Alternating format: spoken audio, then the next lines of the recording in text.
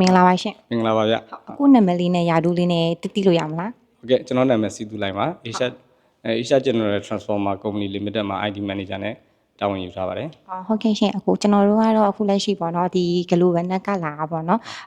ဒီလာရတဲ့အကြောင်းရင်းကတော့အခုဒီ Customer Testimonial Video လေးနဲ့ပတ်သက်ပြီးတော့ interview လေးမေးချင်လို့ပါရှင်အခုအချိန်လေးများရမလားမသိဘူးရှင် ဟုတ်ကဲ့အဆင်ပြေပါတယ်ဗျမေးပါ ကျမတို့ဒီ Global Net ကိုပေါ့နော်အခုအနေနဲ့ဘာကြောင့်မလို့ရွေးချယ်ဖြစ်ပြီးတော့အသုံးဖြစ်တာလည်းမသိဘူးရှင် Global Net အနေနဲ့ကလက်ရှိ stable ဖြစ်နေတဲ့ internet line နဲ့မှာပါတယ်ပြီးရင် customer service အနေနဲ့လည်းတော်တော်များများဝန်ဆောင်မှုအနေနဲ့ကောင်းတယ်ပေါ့နော် SL ကောင်းတဲ့ထက်မှာပါတယ်ပြီးတော့ big company ပေါ့နော်ဒီမြန်မာပြည်ရဲ့ထိပ်တန်းအစောဆုံးစီးရင်ဝင်နေမှာလည်းပါတဲ့အတွက်ကြောင့် Global Net ကိုရွေးချယ်အသုံးပြုခြင်းဖြစ်ပါတယ် ဟုတ်အခုလက်ရှိကို Global Net ကိုသုံးနေရအောင်ဘယ်လောက်ရှိပြီလဲမသိဘူးရှင်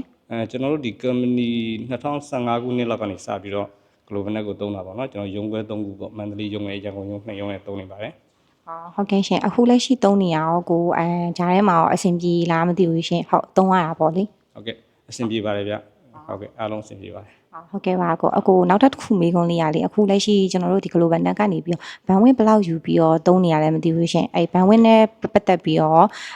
ကိုအဆင်ပြေရလားမသိဘူးရှင် ဟုတ်ကဲ့အခုလက်ရှိစက်ရုံမှာတော့ဘန်ဝင်းက200မဲ့သုံးထားတယ်ပေါ့နော် showroom ကျွန်တော်ရုံးချုပ်ကလှည့်တန်းမှာရှိတယ်လှည့်တန်းမှာကျတော့100မဲ့ပေါ့နော်မန္တလေးရုံးကျတော့သူလူကြီးနေတော့90မဲ့သုံးပါတယ်ဗျဟုတ်ကဲ့ပါကိုကျေးဇူးအများကြီးတင်ပါတယ်ကိုအခုလိုမျိုးချိန်ပေးပြီးဖြည့်ပြီးရတဲ့အတွက် ဟုတ်ကဲ့ကျေးဇူးအများကြီးတင်ပါတယ် Global Net ကိုဟုတ်